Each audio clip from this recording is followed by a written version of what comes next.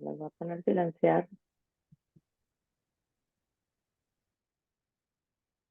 No sé si ya se conectó. ¿Alguien lo ve? Buenas noches. Hola Gustavo, ¿cómo estás? Hola Nora, qué gusto. Igual, ¿qué onda? Espérame porque no te veo en mi pantalla. Ay, a ver, habla Gustavo. Ah, ya te vi. Estás al lado de mí, por eso te veía. ¿Cómo estás? Muchas gracias por estar aquí con nosotros. Bien, estoy bien, felizmente. Gracias, al contrario. Qué bueno, gracias por aceptar. Ya sé que has estado muy ocupado platicando con muchos book clubs. Espero que no sean tan redundantes nuestras preguntas y que no te hayas aburrido de contestar lo mismo en todo. No, para nada. Bueno, primero que nada, felicidades por ganar el premio el año pasado. Este, procuramos leer los libros conforme vayan saliendo y lo pasé este año para ver si podíamos platicar contigo y qué bueno que por fin se nos hizo platicar contigo. Pues bueno, empecemos. Lo que hacemos casi siempre es, me mandan sus preguntas, yo las hago para que no haya como tanto despapalle entre preguntas y preguntas, y luego al final hacemos como ya más interactivo unos últimos 15 minutos de que si te quieren decir algo, ¿te parece? Perfecto. Sí. Va.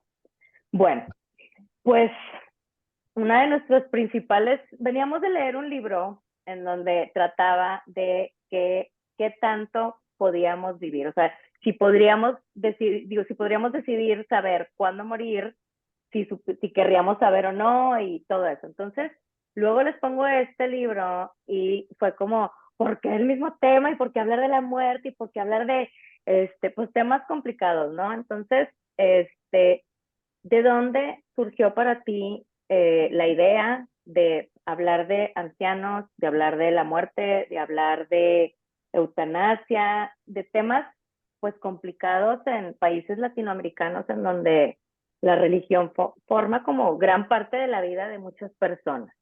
Cuéntanos. Bueno, en primer lugar está la conciencia del propio envejecimiento, ¿no? O sea, es un libro que yo no habría podido escribir a los 40 o a los 30. En segundo lugar está el hecho de que eh, hace tiempo ya tengo una curiosidad por naturalizar la muerte o por qué no la naturalizamos tanto como fenómeno, ¿no? Inherente a la vida. Recordemos que también hubo una pandemia en la que la muerte nos rodeó. Yo creo que eso tiene que haber visto, ¿no? Y creo que el empujón final para que todo esto que me iba preocupando se diera tuvo que ver con la muerte del padre de mi novia, que tuvo una muerte muy digna, él era médico, y acompañarlo en sus últimos meses, yo creo que fue finalmente el empujón que necesitaba, ¿no? Todas estas yo creo que mis novelas nacen de una conjunción. Se juntan las preocupaciones que voy teniendo almacenadas en esa época de mi vida con mis ganas de jugar con alguien y de entregarle un juego y una travesura para atravesarlas juntos. Yo creo que esas deben ser las razones. A ver, mi primera como pregunta de seguimiento es, pues, ¿cuántos años tienes? 55. Wow, pensé que eras más joven. Ajá. O sea, de verdad, pensé que eras más joven y se me hacía raro, se nos hacía raro el tema para alguien que pensamos que era más joven. Pues muy tragaños, Gustavo, muy bien tú. Y bueno, sí es un tema, pues sí es un tema complicado porque vivimos en una sociedad ahorita súper obsesionada como con la juventud, con vivir mucho, pero vivir jóvenes y la gente de 30 años quiere parecer de 20, pero los de 40 también, pero los de 30 también. Entonces, pues sí es un tema fuerte el tema del envejecimiento. ¿Qué piensas? O sea, ¿piensas que ha ido cambiando nuestra percepción ¿O piensas que ahora las generaciones son diferentes y ya no quieren envejecer? ¿O estamos obsesionados con la juventud y nadie quiere como sentirse viejo? ¿Qué opinas de ese tema? No, yo creo que desde que hay vestigios históricos se sabe que el ser humano quiere verse más joven de lo que es, ¿no? O sea, hay recetas encontradas De en Cleopatra, ¿verdad? civilizaciones antiguas. Bueno, Cleopatra es lo más conocido que hay, ¿no? O sea, digamos que la obsesión por mantenerse joven no es nueva. Lo que es nuevo es el gran salto cuántico que ha habido con respecto a la expectativa de vida entre el siglo XX y el siglo XXI, digamos, ¿no? El año que yo nací, la expectativa de vida era la edad que yo tengo hoy. O sea, yo estadísticamente debería estar muerto si me atuviera a lo que se esperaba de la expectativa de vida en mi país, y en México también, y en América Latina también, ¿no? Pero de pronto mi generación ha podido vivir 20 años más de lo que se esperaba, ¿no? Bueno, fruto de varias cosas, ¿no? Campañas de vacunación, mayor acceso a la salud, en el caso de las clases, de todas las clases en general, adelantos científicos, hallazgos, qué sé yo. Y eso creo que nos crea una disyuntiva, ¿no? ¿Cómo queremos vivir esos años? Lo que sí puede ser es que también se haya exacerbado el culto a la belleza porque cada vez somos sociedades más visuales y tenemos cada vez más una explosión memética de cómo debería lucir uno, ¿no? Eso Claro. hace 50, 60 años no era tan fuerte, ¿no? Ahora es peor, ¿no? Creo que para nuestros adolescentes va a ser más complicado todavía. Entonces estamos en una sociedad que muy rápidamente, digamos, ha detenido el curso evolutivo natural con la ciencia y con las políticas públicas. Entonces eso genera pues estrés, distensión, eso va a generar que tengamos que cambiar de discutir nuestros contratos sociales próximamente, ¿no?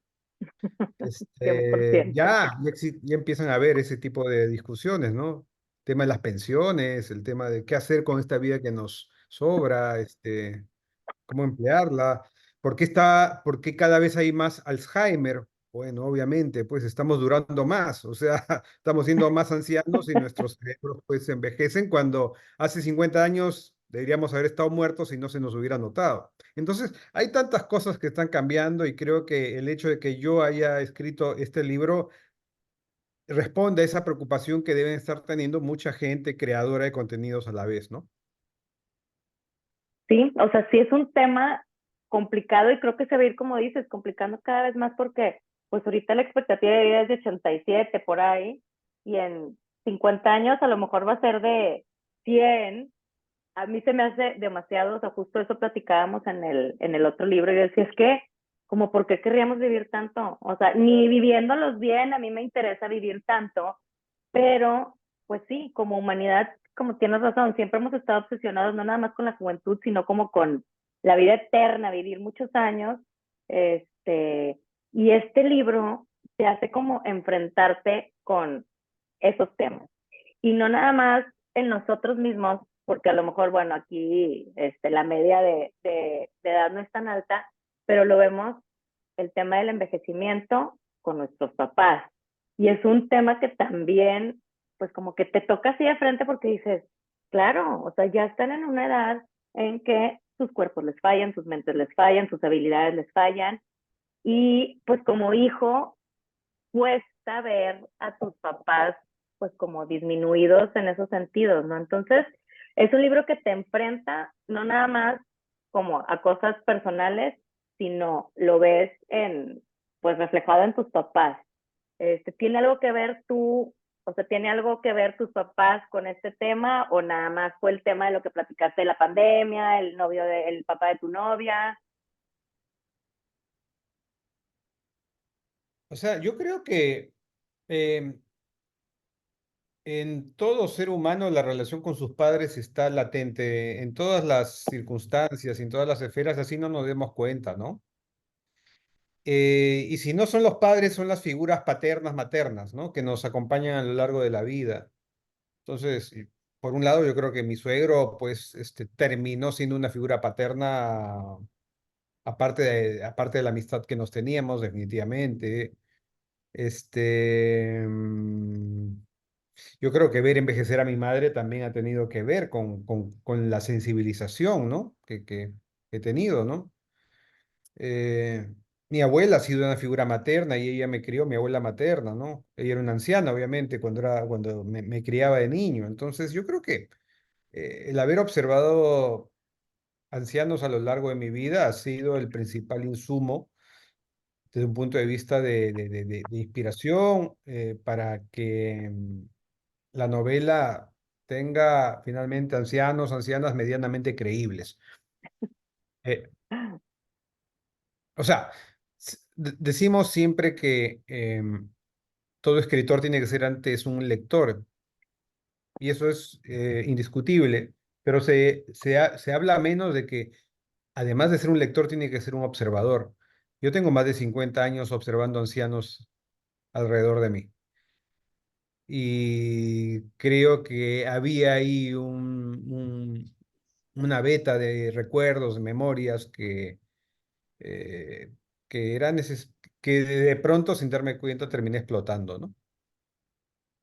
Es que los describes tan, tan bien y los sentimos como, yo creo que, o sea, vemos reflejados a un tío, a un abuelo, alguien así, o sea, porque están tan bien reflejados, no sé, o sea, en unos que ya no quieren vivir, en otros que encuentran amistades entrañables en como la última etapa de sus vidas. Entonces, a mí me gustó ver como esas diferencias que, pues como todas las etapas, como que solemos poner a los ancianos como enclaustrados en una cajita y todos son iguales y claro que no, pues es como todas las personas tienen preferencias, algunos son más joviales, unos son más depresivos, como todo, pero tendemos a, pues, a ponerlos así como en una cajita. Entonces, a mí me gustó este libro porque te ayuda a, pues, a ver esa parte de que pues, los ancianos todavía tienen mucho que aportar, mucho que decir, muchas anécdotas, y me gustó verlo de esa forma. Entonces, ver cómo la enfermedad a algunos, pues, los merma, los hace más chiquitos y a otros, que nos lleva al tema como uno de los temas principales del libro, que es la eutanasia, que es un tema, por no decir otra cosa, complicado en países como latinoamericanos, como Latinoamérica, en donde la religión forma como parte tan central de nuestras vidas. ¿Qué opinas tú de la eutanasia? ¿Qué opinas de que se legalice? ¿Qué opinas de que el Estado intervenga? Cuéntanos todo. Bueno, Nora, yo soy un liberal, para empezar. Entonces, en la medida, o sea, yo creo que hay dos requisitos fundamentales para que una persona alcance su plenitud o esté en armonía consigo mismo. Uno es la libertad y otra cosa, y otro factor es eh, la libertad y la dignidad. Digamos, yo creo que una no se puede separar de la otra. Y yo creo que cada quien es responsable de saber hasta qué punto ya tiene una vida plena y decidir si la sigue teniendo o no la sigue teniendo, ¿no? Entonces, esa perspectiva, si alguien está con todas sus facultades y ya siente que sufre mucho y ya no tiene sentido, que habiendo hecho todo lo posible ya no hay una luz más allá digna para vivir en esta vida, pues acabar con su propia vida me parece de lo más natural, obviamente, ¿no? Hay costumbres que en su momento estuvieron legisladas y en el pasado y que hoy nos parecen abominaciones, pero que eran normales antes, ¿no? Y todo va cambiando, toda sociedad va mutando, y yo estoy seguro de que en 100 años o en menos, quizá, probablemente nuestros descendientes digan, oye, ¿cómo era posible que a la gente no le dejaran morir cuando Cuando sufría, ¿no? ¡Qué quisiera. crueldad! qué crueldad. ¿Por qué hacían eso o respetaban, digamos, la vida de sus mascotas o la integridad de sus mascotas al final y les ponían fin a su sufrimiento y no hacían con la gente que supuestamente aman más, ¿no? Entonces, digamos que yo creo que ese tipo de reflexiones van a surgir dentro de décadas, así como ahora no podemos creer pues que antepasados de nosotros tenían esclavos en sus casas y tenían potestad sobre sus hijos para regalarlos o venderlos, ¿no? Yo creo que eso va a pasar. Sí, eso en realidad. O sea, acá no hay un tema no hay un tema desde mi punto de vista moral ni religioso. Es un tema tan sencillo como el de ponerse en los zapatos de alguien que sufre, nada más. Claro. Sí, yo estoy 100% de acuerdo contigo. O sea, yo lo único que, o sea, mi único tema con esto es que si alguien te ayuda a morir, que esa persona no sufra repercusiones legales. Era lo que discutíamos la semana pasada o pasada en el club de lectura, porque yo pienso igual Pero, que tú. O sea, es como la última pero, libertad. a ver, Nora, pero pensemos bien, o sea, lo mismo pasa con el aborto. O sea, hay sociedad donde está totalmente prohibido y penalizado y criminalizado, Ujú. incluida la mía, ¿no? La mía es una sociedad muy conservadora que suele restarle poder y autonomía a las mujeres. Entonces, es lo mismo, o sea, alguien que puede ayudar a abortar a una mujer también está expuesto a eso, ¿no? Pero es parte del mismo sentido, ¿no? Un sentido por el cual hay ideas muy simples que terminan calando por pura repetición, ¿no? Si Dios da la vida, solo Dios la debe quitar. ¿Quién dijo eso? O Algún sea, de verdad, invento de alguna blasfémicos y religión, retrocedamos y ¿quién dijo eso? ¿Qué pasa si soy ateo? O sea, ¿por qué me vas a imponer pensamientos y dogmas. este mantra, ¿no? O sea, yo respeto en general las creencias de cada quien, o sea, pero yo jamás voy a permitir que alguien me diga cómo vivir los últimos días de mi vida o obligarme a sufrir Claro, cuando no tengo por qué hacerlo, ¿no? claro. Sí, o sea, sí estamos, creo que la mayoría de aquí estamos de acuerdo contigo porque sí fue parte, o sea, gran parte de la discusión del libro de ¿estarías dispuesto a ayudar a alguien o estarías tú si estuvieras en una situación? Y sí, o sea, la mayor parte dijimos que sí, pero sigue siendo un tema complicado. La verdad es que en lo personal, a mí no se me hace complicado, yo estoy 100% de acuerdo contigo. Para mí es Claro, como la libertad última. Tú decides cuándo morirte, así estés sano o no sano. O sea, no creo que claro. tenga nada que ver. Pero Nora, yo quiero aclarar aquí que quien está hablando en este momento es Gustavo Rodríguez. O sea, el autor Claro. cuyo nombre sale en la portada, pero mi novela no necesariamente dice eso. O sea, yo con mi literatura no quiero dejar una idea clara o Claro, cambiar. un mensaje, para eso tengo otras herramientas, o sea, para eso tengo las redes sociales o artículos, o podría escribir ensayos, ¿no? Para tratar de transmitir una idea clara y sencilla. Con la literatura yo quiero transmitir una historia que finalmente nos deje rebotando preguntas y que cada Claro. quien, digamos, reaccione a ella según su propia experiencia. Yo no quiero que a través de mi novela la gente salga convencida de una idea o de otra, sino que simplemente vea que hay otros ángulos en toda vida humana, nada más. Pero lo haces de manera excelente, Gustavo, porque sí es un tema complicado para mucha gente, porque sí, sí lo es. O sea, aunque queramos decir que no y que estamos cambiando y que la religión ya no es tan importante y que sigue siendo, creo, en Latinoamérica en general, en México, que puedo, sí puedo, porque aquí vivo, en particular, sí es una sociedad muy conservadora todavía, muy religiosa, muy apegada. Entonces, a mí lo que me encantó de tu libro es que te hace enfrentarte a la pregunta, cuestionarlo y, más importante de todo, platicarlo con tus seres queridos para ver qué quieren. O sea, eso es lo que decíamos, o sea, ¿alguien sabe qué quieren sus papás? ¿Alguien ha platicado?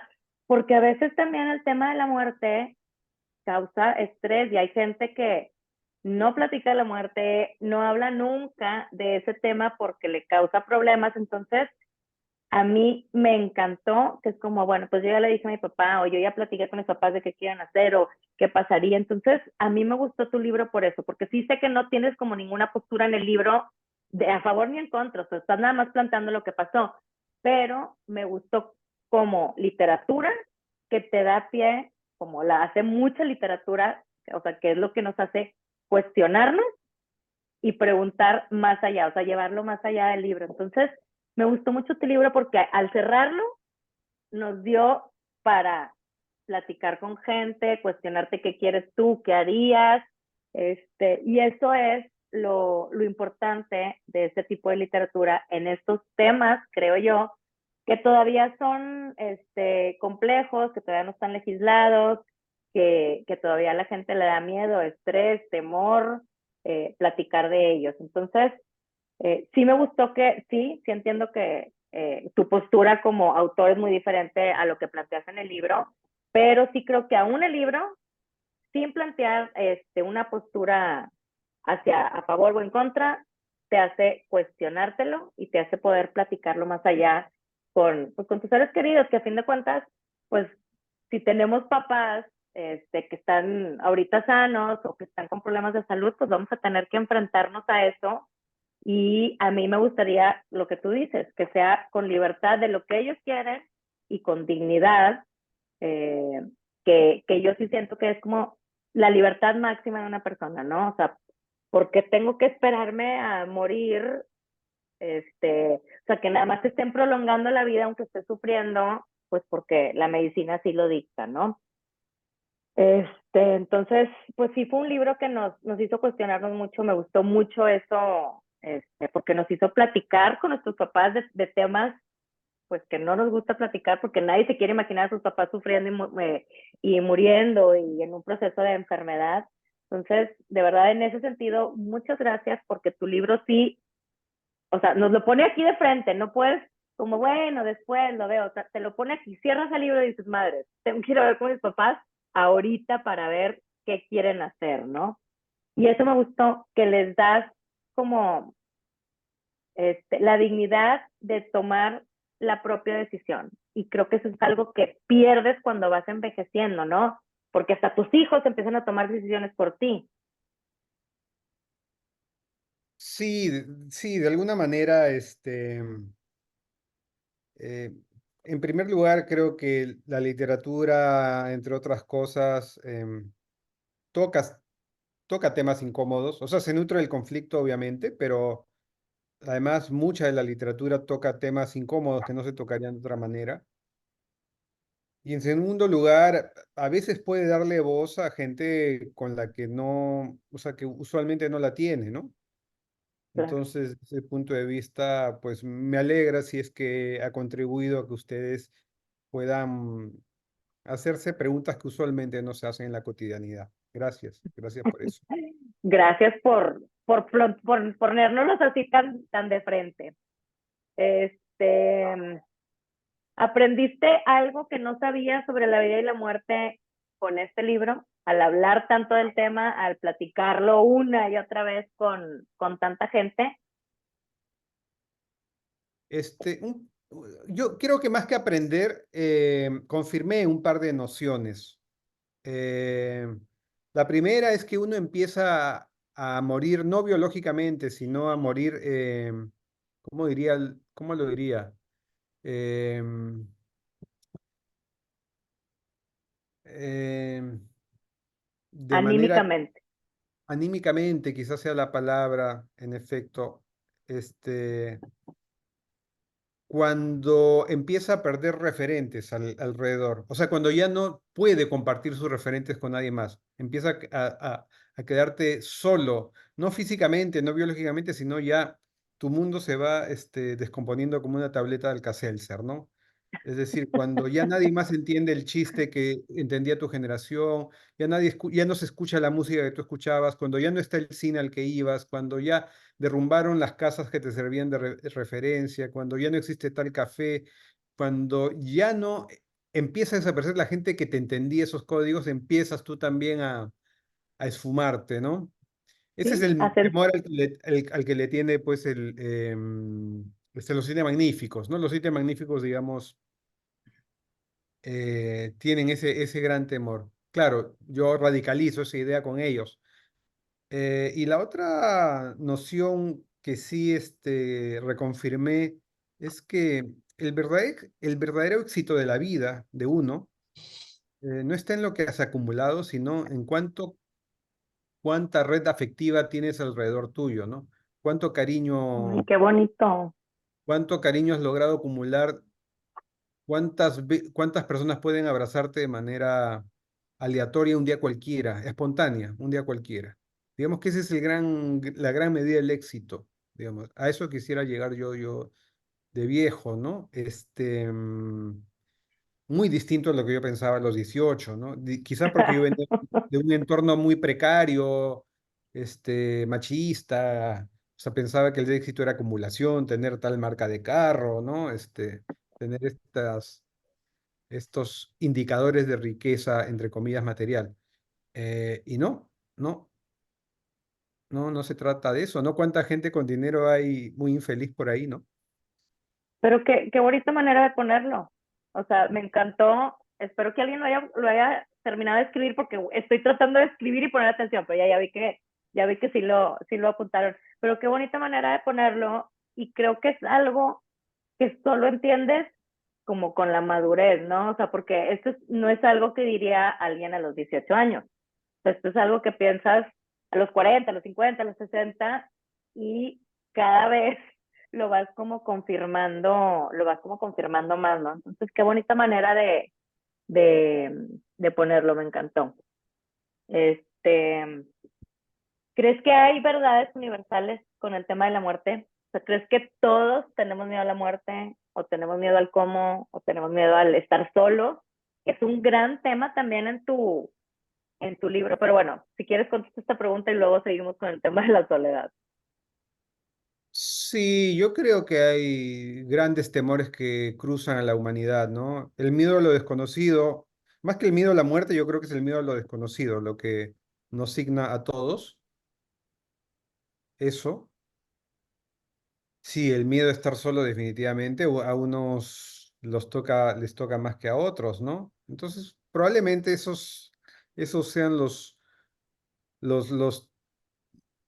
bueno, el miedo a que se te muere un ser querido, digamos, es también universal, ¿no? Entonces, digamos que esos son los tres grandes temores de repente que puede tener el ser Que humano. nos Hay otras mueven. cosas, o sea, hay ideas anexas a esta, ¿no? El temor al cambio que tienen muchos, que también puede ser visto como temor a la muerte si consideras que la muerte es el cambio definitivo de tu vida. O sea, no hay mayor cambio para el ser humano que la muerte, ¿no? La de uno Claro. para empezar, ¿no? O sea, terminas, es el gran cambio que vamos a experimentar, ¿no? Entonces, yo creo que ahí se mezcla el miedo a lo desconocido y el miedo al cambio, yo creo que están emparentados desde ese punto de vista. Pero qué cañón que le tengamos, digo, sí entiendo que es como un gran cambio, morirte y que esto es el último gran cambio que tenemos, pero es la única certeza en la vida que tenemos que nos vamos a morir. Literal, no hay otra cosa. Y tenerle tanto miedo a algo que ya sabemos que va a pasar, o sea, resulta como, no sé cómo se dice, como counterintuitive, o sea, pues ya sabes qué va a pasar, ya sabes que vas a morir. Entonces, ¿por qué no vivir la vida de manera como tú dices? Que en lugar de estar acumulando otro tipo de cosas, no busquemos ser felices, hacer felices a la gente, ser amados, pero también creo que es algo que llega con la madurez. Alguien de 18 años no va a decir esto, ¿no? Entonces, a mí se me hace como, o no sé si fue por la manera en que me criaron a mí, como con la muerte como de manera muy natural, se hablaba desde siempre. Entonces, no sé si es algo que te inculcan o al no hablarlo, te fomentan el miedo. No entiendo de verdad ese temor a la muerte. Yo le tengo miedo por decir a cómo morir. No quiero, no sé, que me coma un tiburón, ¿verdad? Pero al morirme, no, pero te digo que no sé si es un miedo como heredado o un miedo que te inculcan, ¿Qué piensas? Ambas cosas, sí, yo creo que son ambas cosas. Mira, la verdad no es mi especialidad, o sea, yo soy un narrador de historias, pero simplemente eso, quizás un tanatólogo les puede explicar más el tema. Yo he conversado con tanatólogos, y definitivamente el gran problema nace de nuestra infancia. O sea, cuando a un niño no les pones a ciertas ideas, el niño va llenando el vacío con sus propias fantasías, ¿no? O sea, un niño al cual no le dejas despedirse de un ser querido, sin una despedida apropiada, Claro, pues va a haber ahí un tema inconcluso que lo va a acompañar en su vida, además de que, caramba, va a captar el miedo, el temor, la manera en que no se habla naturalmente de las cosas.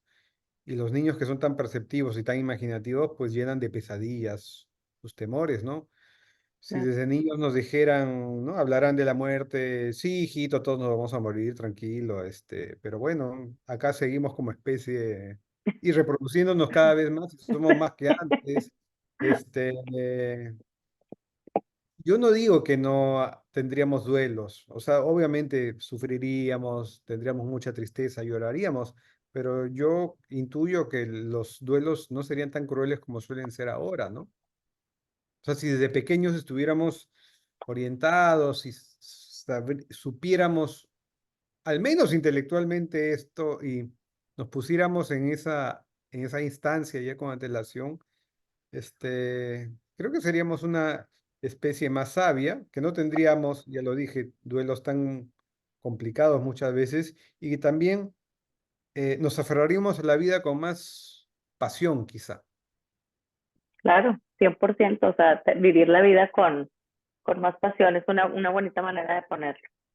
Este, el personaje de Eufrasia nos terminó encantando. Debo admitir que a mí al principio me costó como conectar con su personaje, porque decía, ay, ya, o sea, ¿qué está haciendo?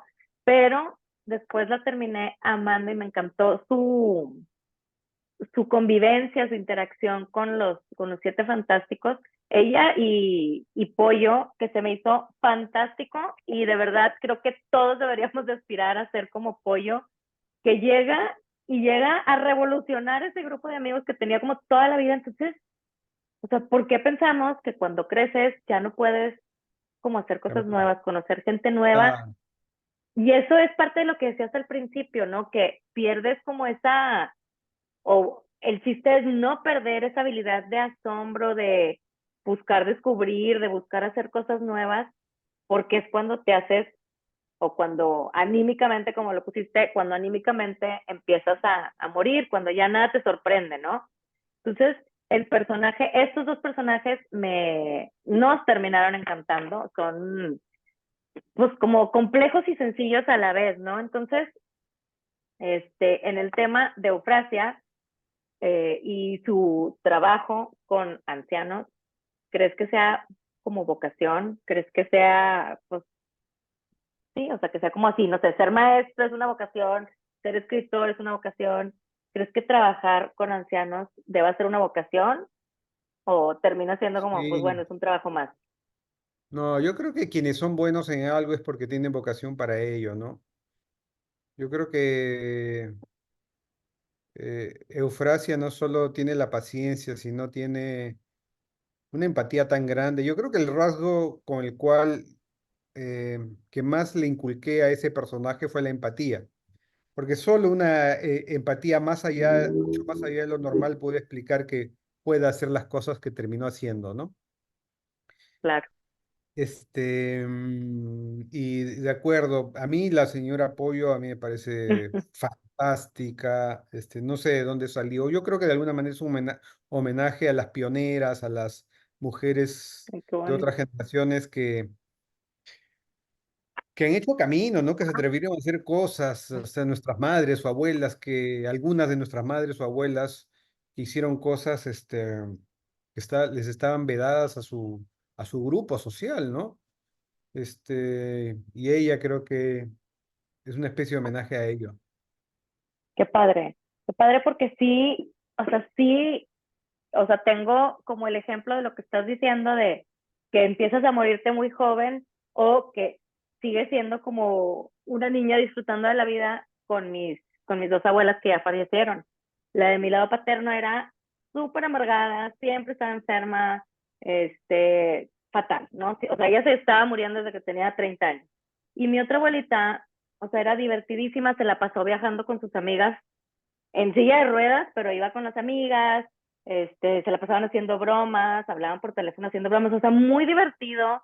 Entonces, esas dos cosas que estás diciendo, lo viví como en carne propia y se me hace muy real, que digas que, pues mientras es como, que seas como el apoyo, la doña apoyo, la tía apoyo, como le queramos llamar, sí te hace mantenerte como joven de corazón, aunque tu cuerpo a lo mejor ya no dé, aunque a lo mejor tu mente tampoco dé, pero sigue siendo en la medida en la que tú puedes, pues sorprendiéndote con la vida, haciendo nuevas amistades, aprendiendo a cosas nuevas. Entonces, me gustó mucho esa manera en que introdujiste apoyo con ese grupo de señores que como que ya estaban muy viciados, ¿no? O sea, siempre estaban ya en lo mismo y ella les vino, a pesar de cómo termina el libro, digo, todos aquí ya lo terminamos, pero a pesar de cómo termina el libro, como a revivir, ¿no? O sea, les dio nueva vida, les dio un propósito, me encantó que como que se peleaban por gustarle y por ser como de que el que les llamara la atención, entonces te das cuenta que a fin de cuentas siempre te puede sorprender la vida, tengas la edad que tengas, estés en donde estés, en la situación en donde estés, en como que cual sea, la vida te puede sorprender si te dejas, ¿no? Porque también puedes, pues, no dejarte.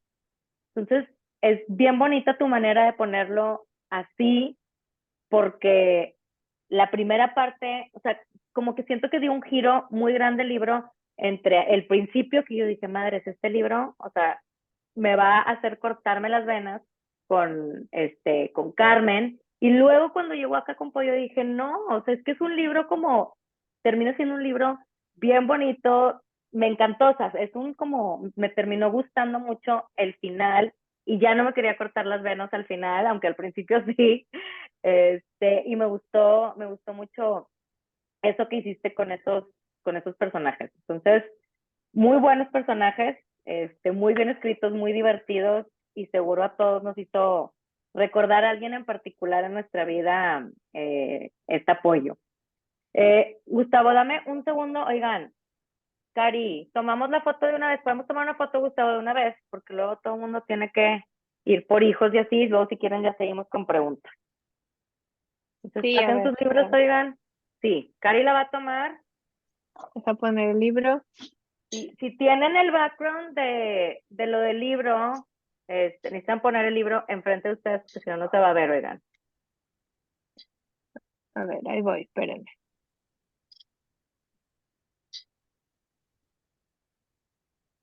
Ok, ahí va la pantalla 1. Espérenme. Ahí va. Ahora la pantalla 2. Ahí va.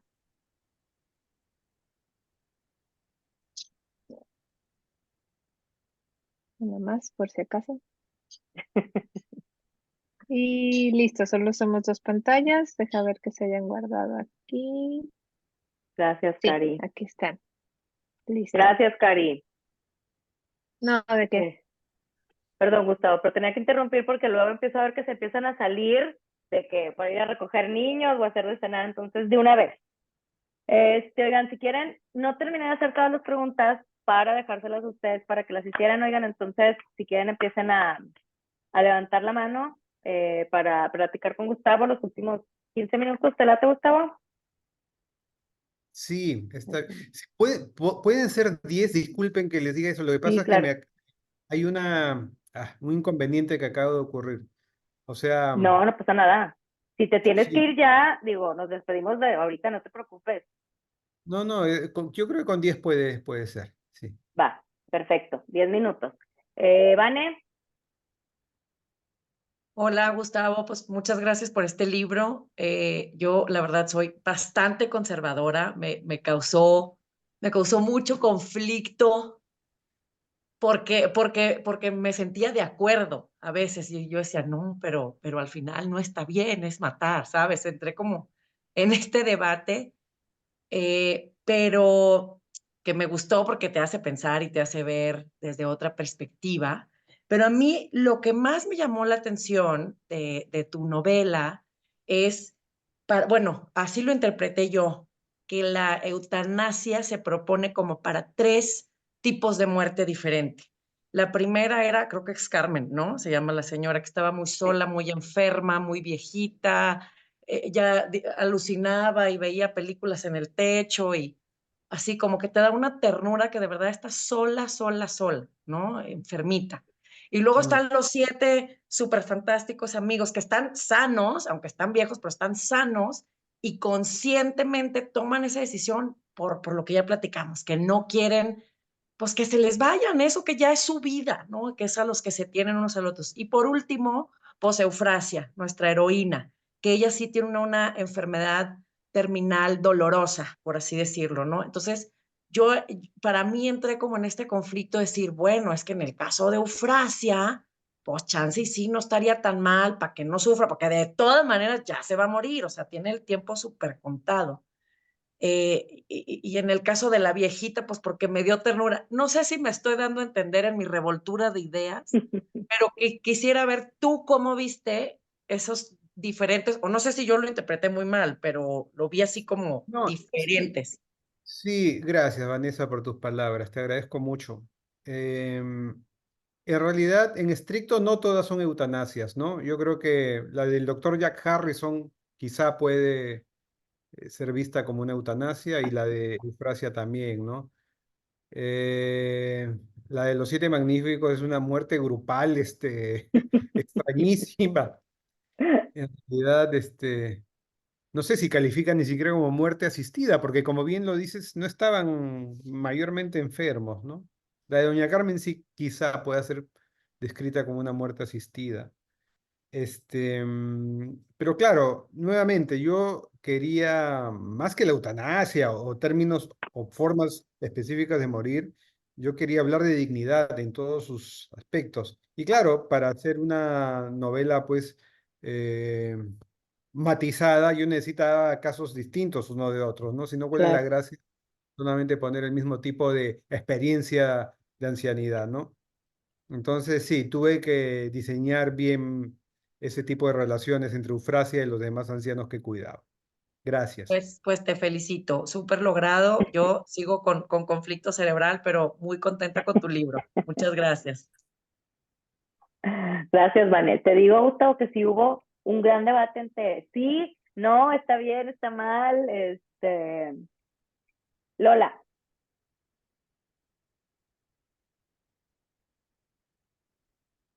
no, todavía tienes el mute, Lola, necesitas quitárselo.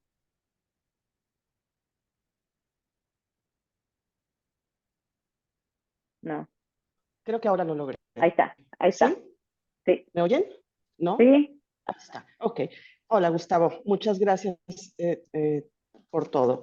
Oye, 3 cositas rapidísimas. Una, pues la portada, muy bonita, y que espectacular. cuando la vi,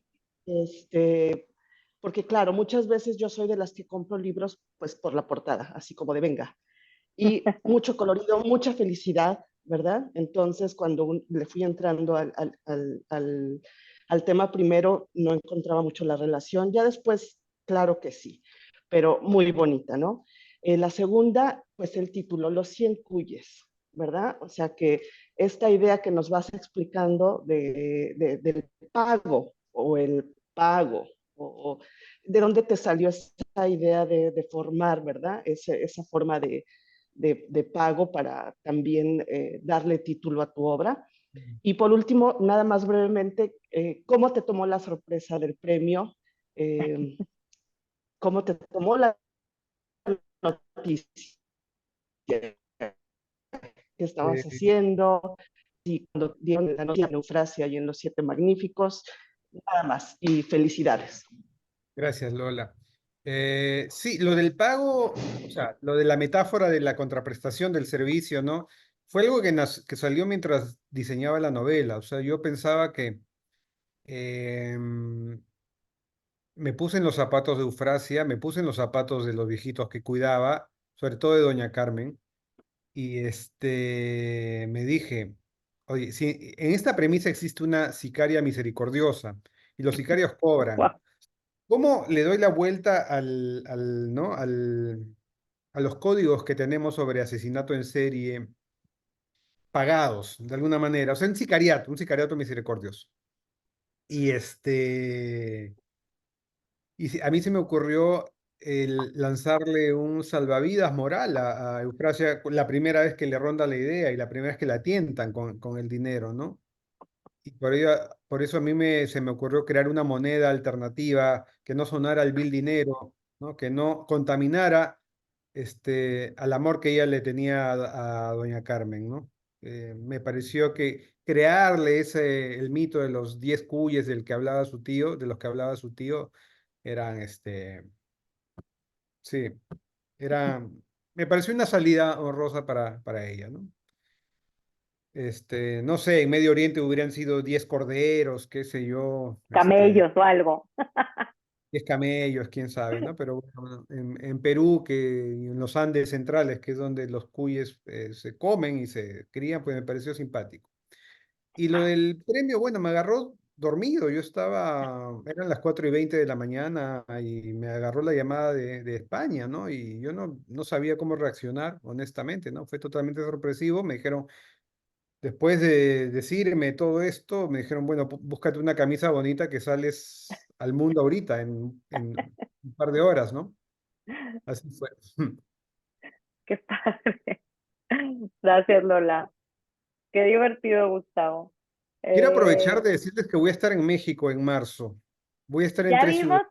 vimos que vas a Mérida, la acabamos de Voy a estar ver. en Mérida, bien, voy a estar también en Monterrey y voy a estar en Ciudad de México en la feria de Coyoacán. Ay, Entonces, ¿cómo si me siguen en las redes y ven lo que voy poniendo, se van a dar cuenta de que voy a tener las ahí fechas? al menos tres presentaciones de 100 cuyes por ahí. ¿Bien? Ahí estaremos, en las 3 ciudades. Ojalá. Estaría muy feliz. Qué padre, Gustavo, qué padre que vienes a México. Carm, Gustavo, pues felicidades por el premio. Nos gustó, bueno, me gustó muchísimo tu libro, pero creo porque ya te diste cuenta que a todo mundo nos hizo reaccionar de diferente manera y es lo bonito, como dices tú, que pones temas sobre la mesa. Y yo lo que te quiero comentar es que lo que más me gustó es que aunque hablas de la muerte y como dice Nora en un libro previo, estábamos hablando que todas queríamos tener un hilo largo cuando llegaba la cajita que te decía largo de tu vida. Luego cuando empecé a leer tu libro dije, híjole, pues ya no quiero tener el hilo tan largo, quiero mejor decidir qué voy a hacer con ese hilo. Y lo bonito que a mí me queda con la historia que nos cuentas es que al final, cuando nos describes a todos estos personajes que cuando los conocemos nosotros son ancianos, nos permites conocer lo que se llevan de lindo en su vida, la música, las películas, los amigos que hicieron cuando eran niños, cuando eran jóvenes, cuando eran viejos, las anécdotas, hasta con la camioneta que utilizan al final. Y yo me quedo bien, o sea, al principio es un libro con un tema fuerte, con un tema que nos enfrenta, como tú dices, de niños nunca nos hablan de la muerte. Yo tengo un niño de 12 años y me haces pensar que casi nunca hablo de la muerte con él, para hacerlo un tema cotidiano. Pero además me dejas pensando eso, yo ya tengo 47, hay partes que leí y hay partes que te escuché narrándolo a ti en audiolibro. Entonces al final tú nos cuentas esto de cómo llegaste, como dices tú, a esta edad puedo escribir un libro así, que no hubiera logrado a los 18 o a los 20. A mí a los 47 me dejas cerrando el libro diciendo de qué me quiero acordar, qué música quiero contar, cuáles son mis películas favoritas, qué amistades quiero coleccionar y quiénes son los que quiero que me abracen, como decías ahorita en esta plática. Entonces es un libro que sí, habla de la muerte y de cómo queremos morir, pero de cómo queremos vivir. Me encantó tu libro y te agradezco mucho que además nos des las palabras, pero luego también esta entrevista. Muchas gracias, Muchas Carlos. gracias. Y Azu, y hay alguien más que está, sí, lamentablemente tengo que irme ya, pero por favor, Ojalá podamos platicar o continuar la plática en persona cuando vaya a México. Ojalá podamos vernos ahí, darnos un abrazo y seguir conversando. Estoy muy Va. emocionado y les agradezco mucho este momento que me han dado. Muchas gracias, Gustavo. Corre a tus pendientes, y nos vemos cuando vengas a México. Sí, vimos que en marzo en Mérida, el de Monterrey no sabía, entonces ahorita lo voy a averiguar. Y acá Pero tengo qué las bueno. fechas por si acaso. O sea, si alguien está en Monterrey, Sí, somos em, un chorro de Monterrey, varios de México y en Mérida ya, también. bueno, en Mérida voy a estar, la presentación es el domingo 10 de marzo a las 5 de la tarde en la Filey. En Monterrey la presentación es el domingo 17 de marzo. Domingos me están tocando. Ah, no, perdón. Esto es en Coyoacán. El 17 de marzo es en Ah, Coyoacán. Y en Monterrey la presentación es el sábado 16 de marzo a las 6 de la tarde. perfecto. Sí, en Tenemos Monterrey. gente en los 3 lugares, entonces, pues ahí estaremos. Muchas Muy gracias por bien. este tiempo. Muchas gracias por platicar con nosotros, y ya sé que a lo mejor ya son temas que les diste la vuelta, te lo agradecemos muchísimo. Y pues bueno, corre a tu pendiente. Muchísimas gracias. Gracias por A comprender. ti. No, no, Besos, no. besos. Gracias. A ti, Bye. nos vemos pronto. Gracias. Bien, bien. Esperen.